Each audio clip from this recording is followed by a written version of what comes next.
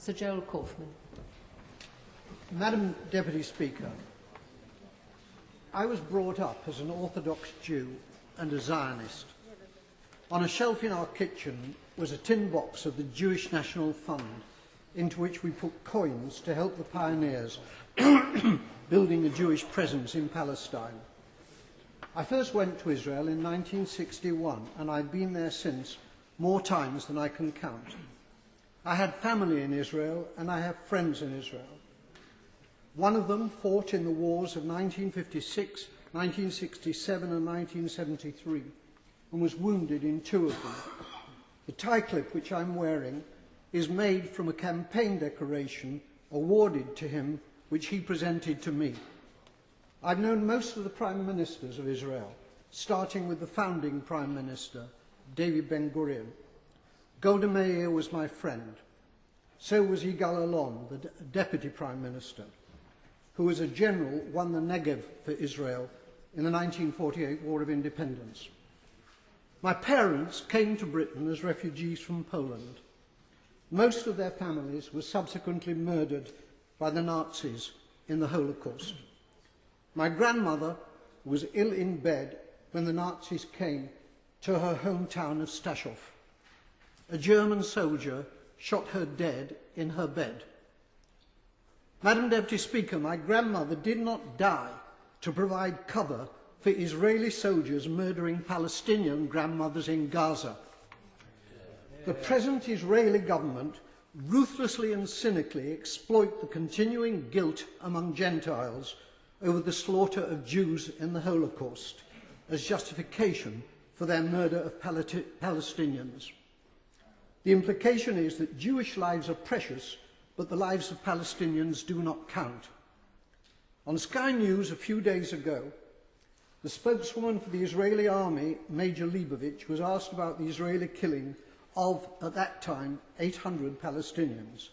The total is now 1,000. She replied instantly, 500 of them were militants. That was the reply of a Nazi. I suppose that Jews fighting for their lives in the Warsaw Ghetto could have been dismissed as militants. The Israeli Foreign Minister, Tzipi Livni, asserts that her government will have no dealings with Hamas because they're terrorists. Tzipi Livni's father was Eitan Livni, Chief Operations Officer of the terrorist Irgun Tzvai Leumi, who organised the blowing up of the King David Hotel in Jerusalem, in which 91 victims were killed, including 4 Jews. Israel was born out of Jewish terrorism. Jewish terrorists hanged 2 British sergeants and booby-trapped their corpses. Irgun, together with the terrorist Stern Gang, massacred 254 Palestinians in 1948 in the village of Deir Yassin.